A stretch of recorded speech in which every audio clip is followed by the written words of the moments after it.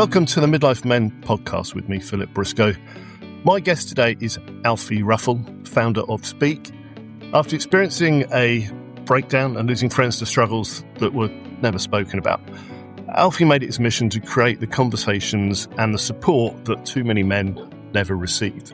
So welcome, Alfie. Thank you for joining us. Thank you for having me, Phil. Much appreciated. So before we talk about Speak, the organisation you founded, tell me more about Alfie. What was life like for you? If we're going back to before, things changed for you. I suppose when things changed for me was when I come out of school. Actually, I wasn't the best student, let's say. Moved out of home when I was sort of 13. Moved in with a woman called Zena Hobson. She sort of come off foster mum, if you like. She calls me her foster son. We got a great relationship with one another. And when I left school, I sort of dropped out of school pretty early, if you like, and sort of become a boat cleaner in a yard and this, that, the other. And Zena just said to me one day, she actually asked me, can you be my driver? I've literally just passed my driving license. Can you be my driver? I'm talking at an event in London. And of course, no problem. So being sort of 17, roll out of bed, tufties, in my tracksuit, not looking the part whatsoever. And I'm driving her at the A3. And schoolboy move, I forgot to look at the petrol tank. So Zena quickly turned on me as we were running out of petrol. Said, how could you do this to me? I've got a big talk today. Anyway, long story short, she gets picked up. I get it sorted and I meet her at the event an hour or so later. And she actually, I text her saying, look, I'm here. I'll be outside waiting for you when you're ready. She said, you're here and you're waiting outside. Not a chance. You're coming in. And so at that point, like I say, tufties everywhere, tracksuit on. And I turn up to this big manor house in London where they're doing this massive conference. And it was all business execs and in their suit and ties. And I walk through these big double barn doors and Zena's on stage and she points me out and said, this is the little toe rag who made me late this morning. Everyone turns, looks at me. I've gone bright cherry red. Anyway, someone pulls up a chair and I'm at the back of this big conference room, listening in to the likes of like Rene Carrier and a few others who Zen is very well connected with. And I literally, I'd sat and listened for an hour or two and quickly realised that I wanted to do more with my life. And on that journey home, I remember Zena said to me, listen, I know you're a Ruffell, but you're not going to grow up and be like all the other Ruffles. And by the way, not throwing shade on my name at all. We got a great family in Portsmouth, but they're all, wheeler dealers, buying and selling trucks and anything they can get their hands on, I suppose. And Zena sort of see that, I don't know, she sort of saw something in me and said, look, if you knuckle down, I can introduce you to a few people and you don't need to live that pompy life. You can break through and break free and experience a lot more. And I suppose so everything changed for me back then, to be honest. What was the conference about? What was the topic? Leadership in business. And I was just listening to, and I got invited down to the table where all sort of the speakers were, and they all sort of put a hand on my back and said, I can't believe she put you through that. And they give one guy give me a book, another guy give me a bit of wisdom, and I just seeing Zena up there and doing her thing, it just made me feel like that was the path that I wanted to take, and God knows how I would take that path. And I've done many things since then, from having a car dealership in Yeovil when I was 18 to running money management, credit management business, and then a cannabis farm in Spain. And now I've ended up doing running a mental health movement in the construction industry. So yeah, you sort of never know where life's going to take you, but I definitely, things changed for me in that moment, and with the support of Zena and others around me too, it made me believe in myself that I could become somebody who could build movements and could make impact. So you obviously proved then that you could turn your hand at most things. Then quite a wide variety of nations there. I've had a go. I've definitely had a go. Whether I've turned my hand to it properly, who knows? But yeah, I've definitely not one for trying. So looking back, then you've spoken about experiencing kind of mental breakdown, if that's the right term that you use. What sort of pressures led to that? What was happening up to that point? I think mental health, like I don't think you can ever put sort of a finger on one thing. I think it's multifaceted. It's multi-layered, right? There's so many things that go on at once, and it literally can take just one little thing to push you over that edge, and that can come out of nowhere. And I experienced that, but I can tell you what the pressures were. I had a cannabis farm out in Spain. It was all legal, apart from the people that I was dealing with turned out to be crooks. And I had a few years, 4 years there in total on the farm, but the first 3 were it was a struggle. COVID, seeds turned up late. We were bootstrapping.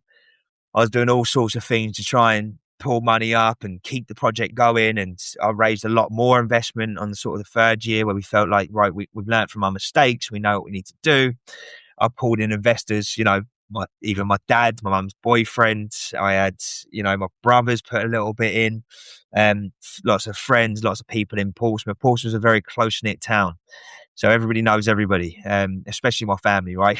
So it was when the project started going wrong, I was the one who was picking up the pieces. It all fell on me. And you know what happens, Chinese whispers in town. And yeah, one thing to another. And then whilst trying to navigate all that mess, I lost a very close friend of mine. He was my best friend at one point in my life, Mason Pedal. He took his own life, and it that rocked me.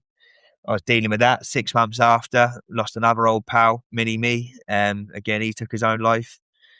And it wasn't like instantly that. It wasn't one thing that I actually, carried on doing what I was doing. I've been building natural wellness plans for people for the last sort of 6 or 7 years. That's what really sort of pulled me into that space. It was after saving my dad's life. And so I was, still building the plans, still doing all the stuff. I even got invited to the COP28 to go and speak on stage there. Then got invited to the World Peace Summit in New York as well, and went to the House of Lords a couple of times. And there's me thinking I'm like this pillar of hope for mental health in society and my community in Portsmouth. But to be honest with you, I was doing what most humans do, right? Giving out great advice, but not taking it ourselves. And that happened.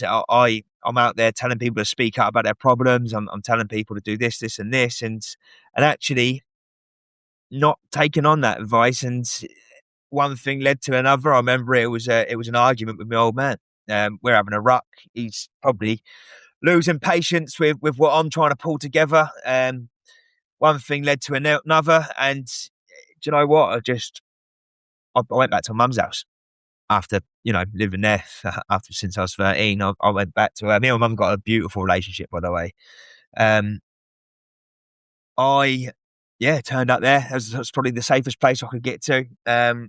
Turned up, broke down, went back to my old bedroom where I grew up, and I was rocking back and forwards, just like trying to pull my hair out. I actually lost control of the mind, which is a mad thing to experience. Did you get help? Did you see, did you get help, mental health help? Or my mum was going to section me that day. I was going to ask, because that sounds like you're a danger to yourself. Yeah, 100%. I literally, in the hour or two of mum, like, going down that path to try and get me sectioned, my brothers come round and come upstairs, and I couldn't even talk, to be honest with you. I couldn't even really pull myself together. It was a really, really absurd experience. And they just sat with me, and it was literally just them sitting with me for a bit of time, allowed me to just sort of clear the mind, clear the throat. And it was just, what's going on? Just talk to us. Just open up. Just we're here with you. Do you know what I mean? And I just told them everything, and I told them all the investors, all the messages that that are coming in, the different debts that I'm trying to carry, not just the investors but my own personal stuff. Things going wrong. I'd raised £5 million for my project towards the end of last year, not end of last year, year before. Sorry, it was in writing. We had contracts, everything, and the week it was meant to land, it all got pulled from underneath my feet. Things like that, like I've been on the precipice so many times to really to launch, take my vision where it needs to get to, and I suppose just all these different things. And I genuinely, I say this with full conviction that actually speaking up and getting it off your chest is probably one of the most powerful things you can ever do. Sharing, like that problem shared is a problem halved. I used to say it, but actually, when you get to experience that, it was just like a pressure valve, just like released, and it was like, oh, weight lifted off my shoulders. And so in that moment, it was, don't get me wrong, the next few, it wasn't like next day I'm sweet, and it was a bit of a process over a week. Plan was to stay to live with my mum again. A week later, I was like, no, I know what we need to build. We need to build Speak. So just going back to, you lost 2 friends, good friends. I've lost 4 friends to suicide in the last 3 years. Yeah. I mean, how did that impact you? With that being a really stupid question. I mean, to lose 1 and then to lose 2 and more. I mean, I guess this is one of the reasons that's driven you to doing what you're doing. But that's tough, isn't it? Especially when you're dealing with carrying responsibility for the business and to all those investors and everything else. I mean, that's no wonder you ended up doing what you did. The toughest thing about when Mason left us was I was building natural wellness plans for people for critical illness, but because of COVID, a lot of the people I was dealing with, I was actually helping a lot of people mentally as well. And I thought it was quite out there. I thought people would see that, especially Mason. And before Mason passed, look, when you're a bit entrepreneurial, you got a farm out in Spain, you start to break away from people. Not for any fault of them or yourself. It's more so you're busy with projects, right? And so when I see Mason, it's like, mate, like we get to see each other again. It's like, mate, we need to get that. We need to do it. We need to do a dinner. We need to pop around my house, dude. And then there was like 3 occasions. It was like even the 3rd occasion was like, mate, we need to stop saying this. We need to make this happen. But all of a sudden, you're back out of the country, and it's just. And then when he went, it was like, how he knew what I was at. He knew what I was doing with these people. He must have seen, and I just felt, what can he reach out to me? But listen, we all have that question, right?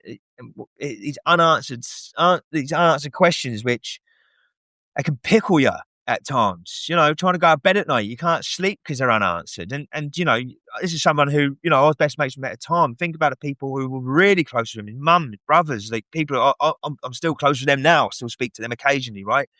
But how did it impact me?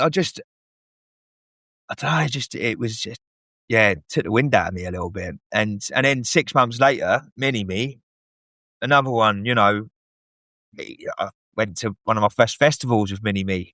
I've got a vivid image now of me and him in a tent together, and you just think, like, he had a little girl. Like, well, it's just like, it's just unanswered questions, and you just, why? What was going on? What could any of us around do? Like, why couldn't he reach out to people? So there weren't any signals then. No, I suppose with Mini-Me, especially, we used to play for the Guardsmen together, football team together. Like we was in a sense that like that, but again, I wasn't around enough to see Mini-Me and capture signals anymore, right? And so, I don't know.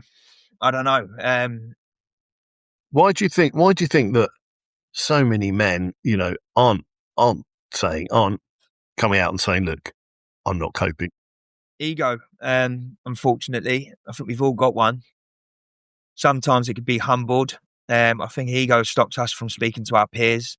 You don't want to be seen as vulnerable as a man, especially in front of your group of pals. You don't want to be seen as the one struggling, I suppose.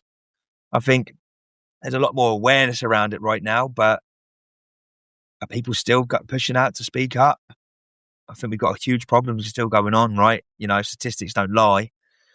So yeah, I think unfortunately it is ego. I would say is a big part of it. So, I mean, you're quite right. We're more aware now than ever before. And, there are high profile men talking about their own experiences. But exactly as you just said, but things aren't getting more men are actually taking their own lives. So there's something really not working here. Where is that?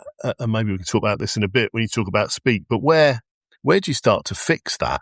Do you do it in schools? Do you have more, do you have more openness, in society? How do you make that happen? It's a tough question to answer, isn't it? It is. And I think, I don't think anyone got the right answer or knows the right answer, at least. You've just got to try, and you've got to try different things, right? You've got to innovate. For me, I've been running Speak for 2 years now, but the last sort of 6-7 months, we decided to bring our solutions to the construction industry. Looking at the construction industry as a whole, 2 people a day aren't coming home due to suicide. And actually, by looking at the numbers and where this information comes from and speaking to some other charity heads, we believe that number is actually a lot bigger. But 2 a day is still devastating, right? And so construction's become the worst industry globally, especially in the UK, for suicide and mental health. So it's very male oriented, and it's quite a macho type environment as well, isn't it? So I feel like if we can get the construction industry right, we can make it replicable and we can carry that through every single industry. But how, like you just said, how do you get men to speak up? And for me, Phil, like in sales, you have to have 5 to 12 touch points with somebody psychologically before they can trust you to hand over their money, right? That to me is not different to handing over your vulnerabilities. So what I see across the industry in construction right now is that there's early intervention and that's it. There's no follow-up.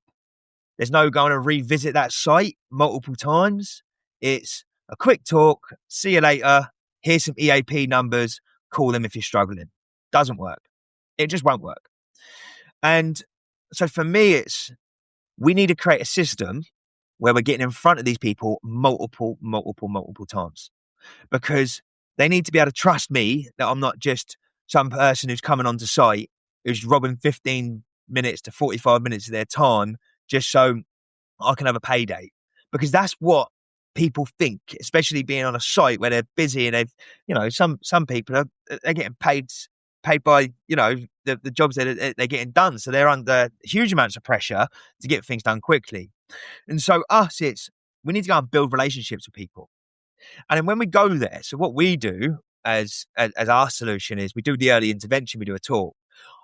Average sort of talks that I do is in front of about 100 construction workers.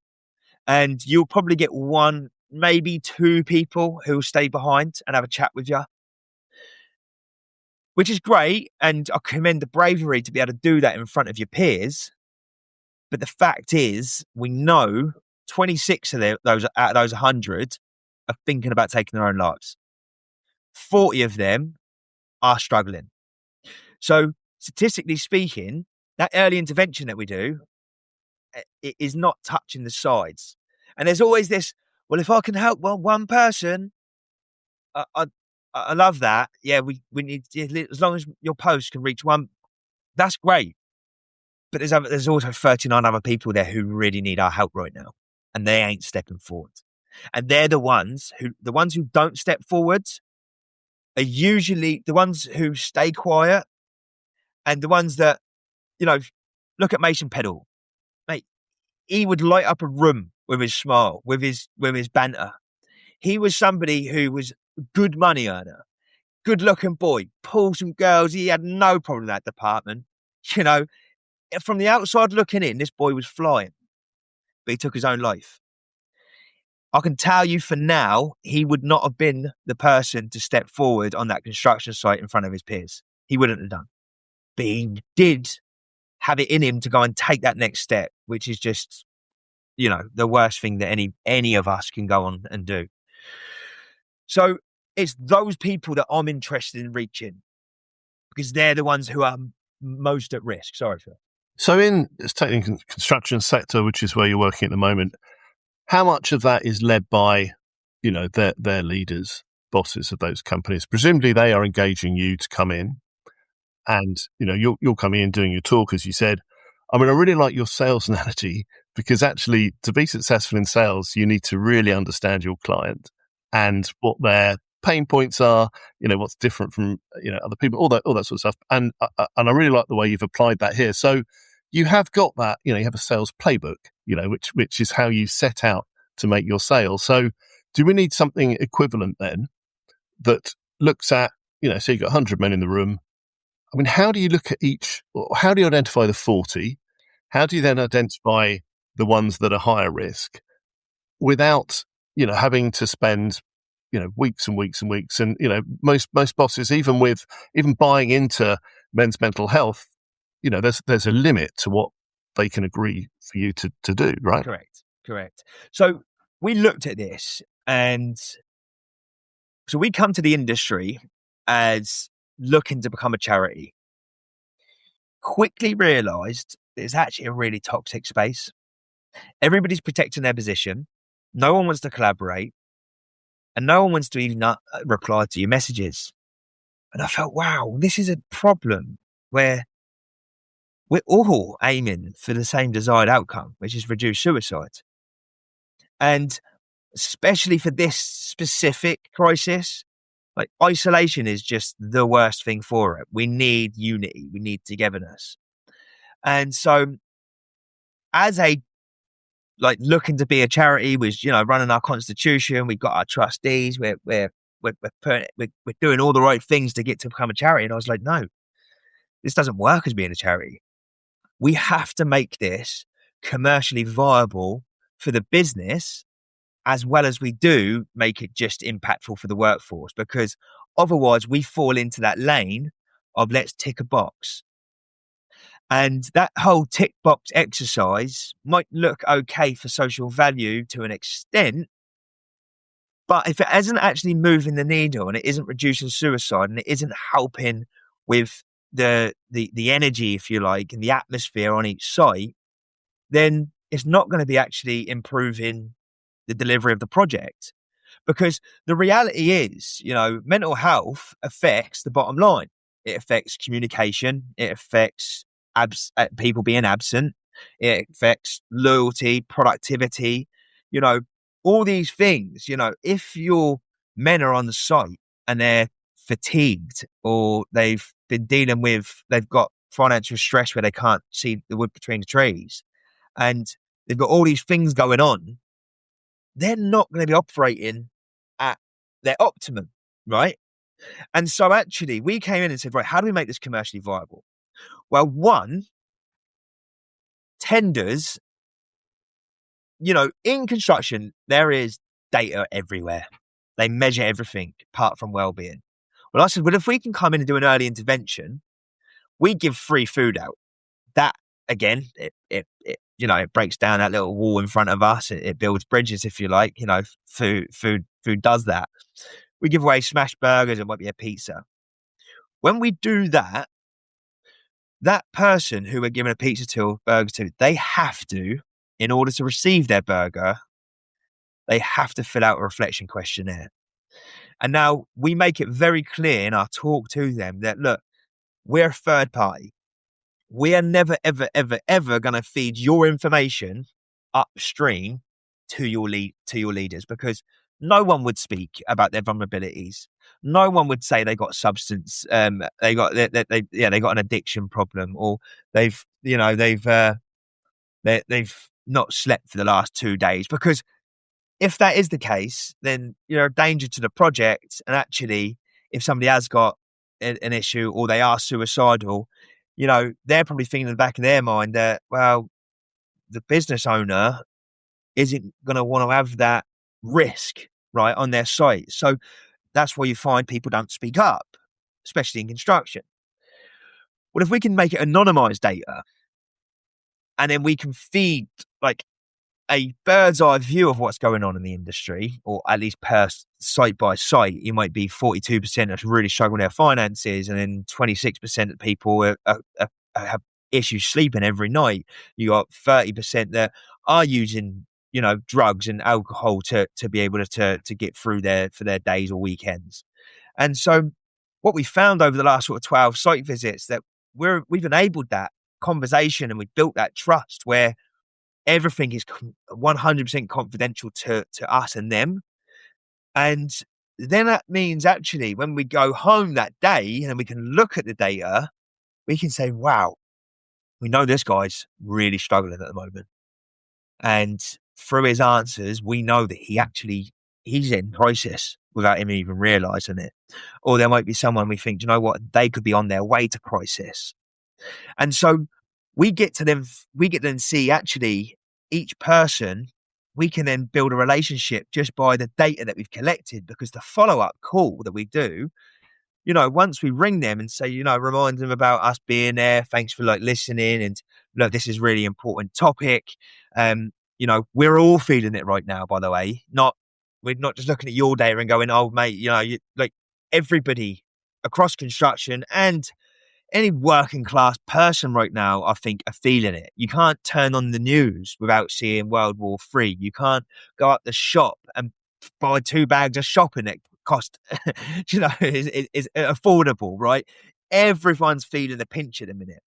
And so let's stop going, oh yeah, I'm fine, I'm good, with that natural response that we all do, and actually start getting real with, this is fucking hard, and that we need to, we need to speak about this. And so when we collect the data, we do the follow-up, we then build each person a natural wellness plan bespokely for them. We're living in an era, Phil, where we want somebody to rip the Band-Aid off for us. And we want that quick solution, a quick fix. And so a lot of people, the first thing they do when they start to notice that they are struggling, they're on a bit of a wobble, is that we'll book a meeting with the doctor. These GPs, they're general practitioners. They're not experts in the field of mental health. They've got resource, and they're able to give you a one solution, which is antidepressants. Look, I'm not against antidepressants. I'm against giving antidepressants as the first solution. If you haven't changed your diet, started exercising, you haven't started practicing mindfulness, you haven't tried to change your environment or step away from a few different peers that might be helping drag you down, if you haven't put these steps in place, then I don't think antidepressants is your first answer. And sorry, Phil. I was going to say that that my experience talking, so I talk to a lot of men, is that there isn't very much they can offer, actually. Certainly in the UK, perhaps a course, but you have to wait 6 months, if you've managed to survive that long. So, probably not through fault of their own, but just through the fact that the what's on offer is so limited. I was listening to a podcast last night, actually. It was only a little clip. But they fear that in 100 years' time, humans will look at this time, this era that we're in now, as some of the most stupid beings that ever walked the planet. Giving people a label of mental health after just a conversation, without no spec scan, without not actually seeing, and just going, yeah, you've got ADD. Yeah, you've got a slight part of autism, or yeah, you are bipolar, or you are. people become what they're told by, especially by someone who's an expert or professional. And it's not, people don't walk around with, oh yeah, I've got a touch of ADHD. It's like, I am ADHD. Does that make sense? And so people start to then fall into these brackets, and then it allows them to just be like this person who's just frantic all the time. Actually, no, I, I have a bit of ADHD, but I know what I need to do in order to be able to control my focus, to be able to control my speech, right? You have to put the work in to be able to control the mind. And so, yeah, I think going back to what I was saying, that clip that I watched yesterday, they're going to look at us as like, you just given antidepressants out to people that didn't need antidepressants and actually wasn't the right fit for that person because you didn't even actually scan the brain. You don't know, you haven't run blood tests. You haven't really looked under the hood. All you've done is have a quick conversation and give someone an antidepressant. It's a really bad thing that's going on in the industry. But at the same time, I've got people who have come through Speak and that I've given natural wellness plan to. They've gone running, they've done their meditation, and do you know what? They're still waking up and they're still feeling that the place would be better without them.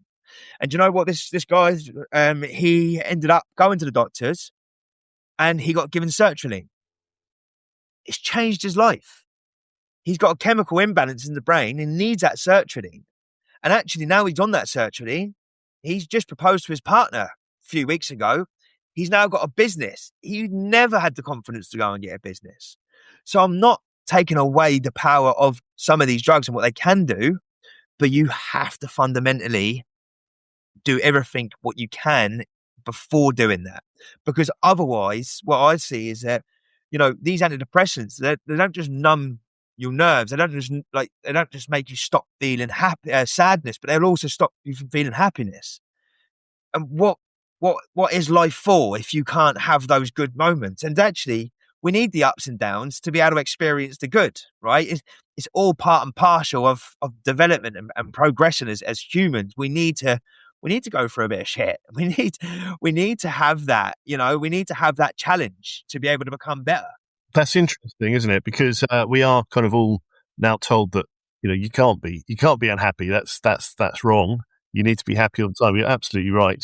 Human condition and all that, you do need to experience both, but manageable. Can you give me some examples of then seeing this in success stories where, you've managed to identify or, look across a group of men and actually intervene, and had a success, I guess. This is my favourite part of what I do, to be honest. It's just watching people's glow up. It's watching their progression. It's everything to me.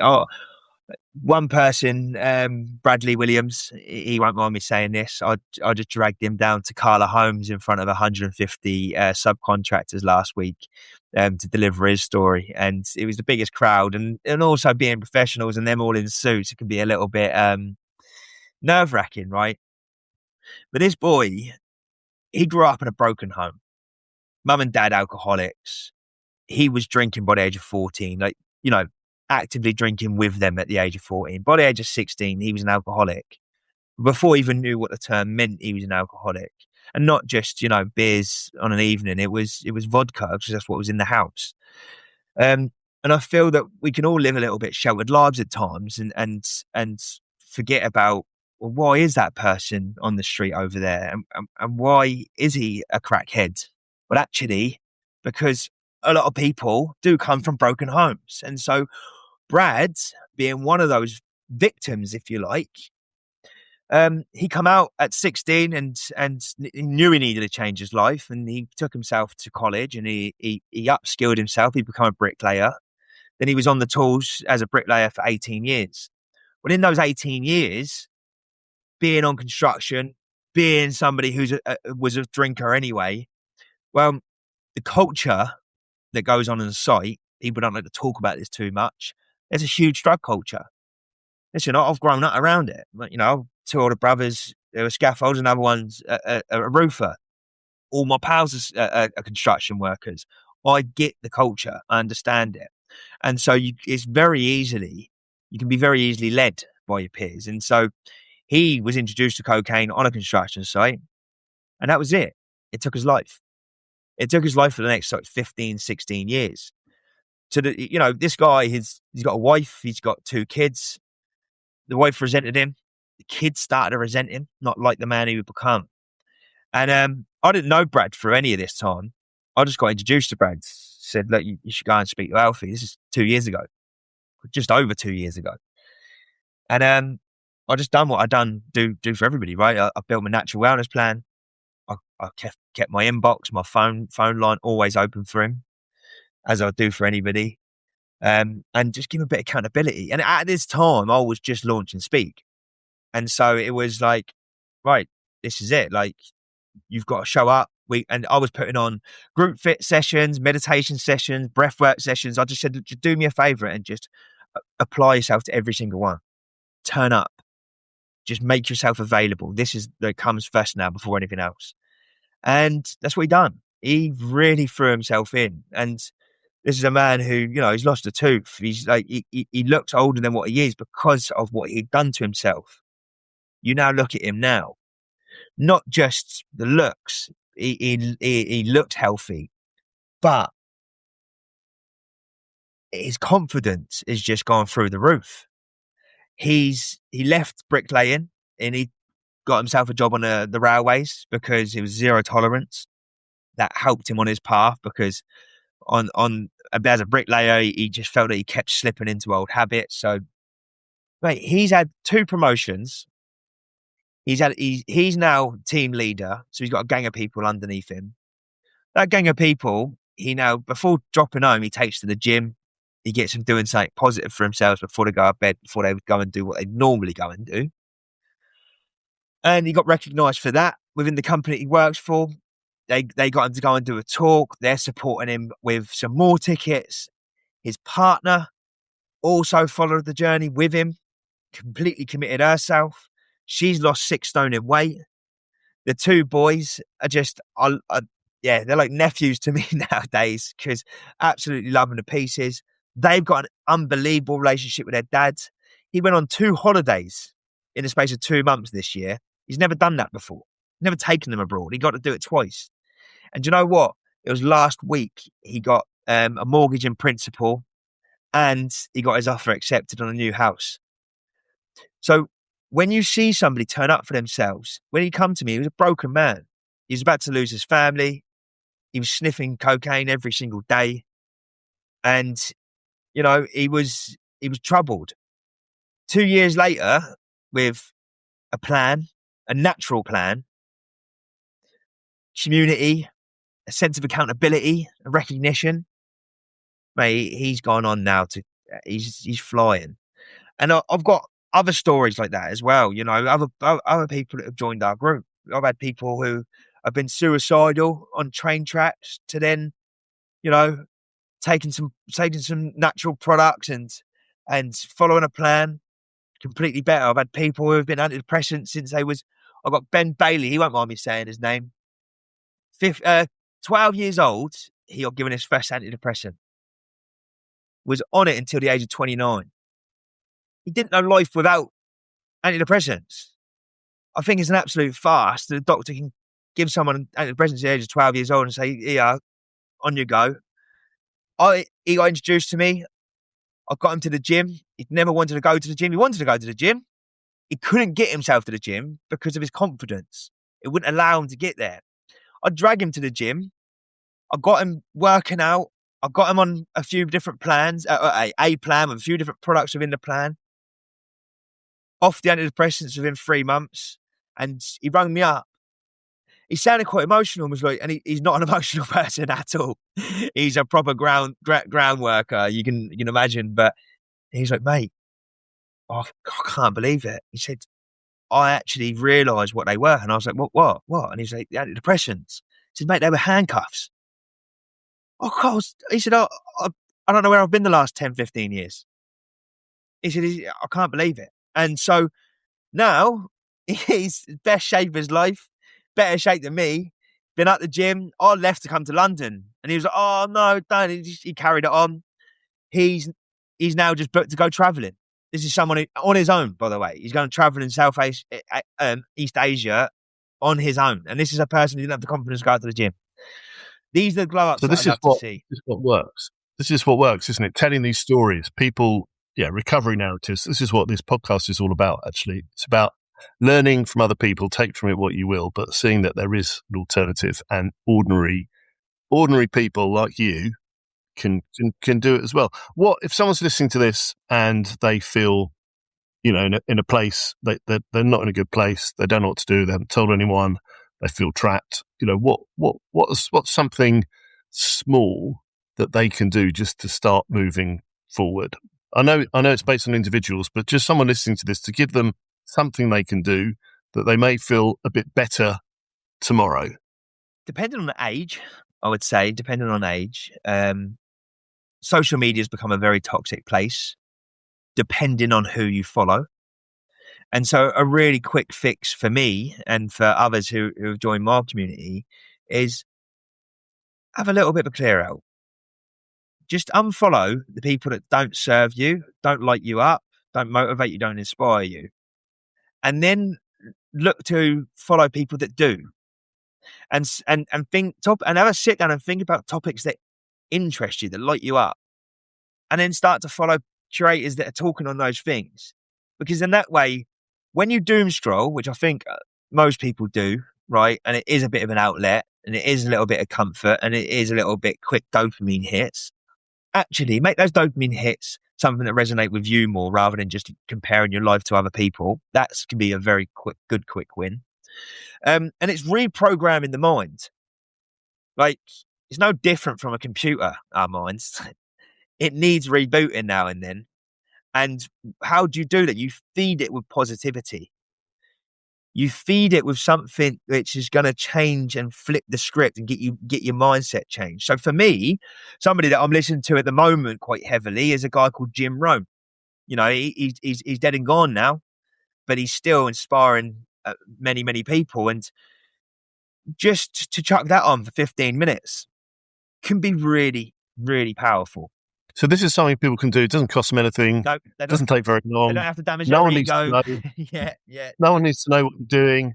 In your own privacy, you can just try and shut out some negativity, I guess, and start to replace it. That's brilliant, Alfie. Thank you for all of this. If people want to contact you or find out more about Speak, I'm assuming this is just in the UK. Is it? Can you just tell us a bit about how people find you and what they can expect if they reach out to you? Yeah, so we're on an online platform. We're very much proactive, not reactive. So we want to speak to you as I'd speak to my pal, as I speak to my brother. Yeah, like, things ain't going to get better by not actually doing something about it. And so we're all about, you've got to pull out your own socks. We can be here with a plan. We will support you. We'll give you a listening ear. We'll hold you accountable. We'll push you. But you ultimately have to do the work. There's that old saying, right? You can lead the horse to water. You can't make him drink it.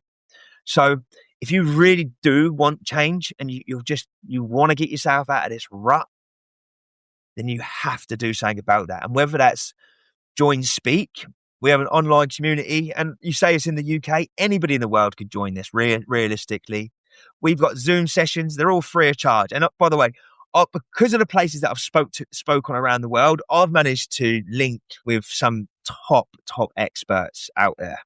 And they're given their time once every fortnight, once a month, different experts coming in. It might be meditation, breath work, group fit, or it might be how to get on the property ladder, or how to manage your money, manage your credit. It might be calisthenics. The reason why we come at these different Zoom sessions is because we all, like you said, we're all different individuals. Different things light us up.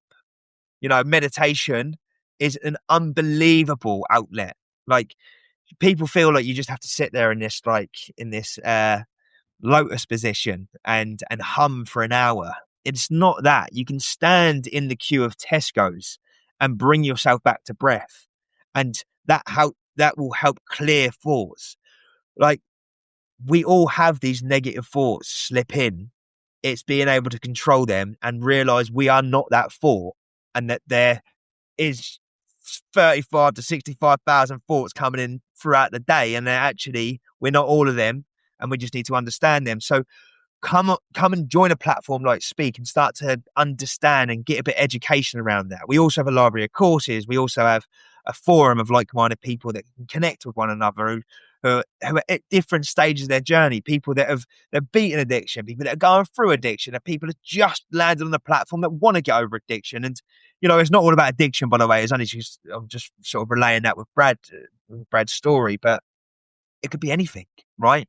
You could be going through anything right now. It could be a relationship. It could be the stress of finances. It could be, you know what? I don't actually know what it is. I can't put my finger on it, but I'm just fucking struggling right now.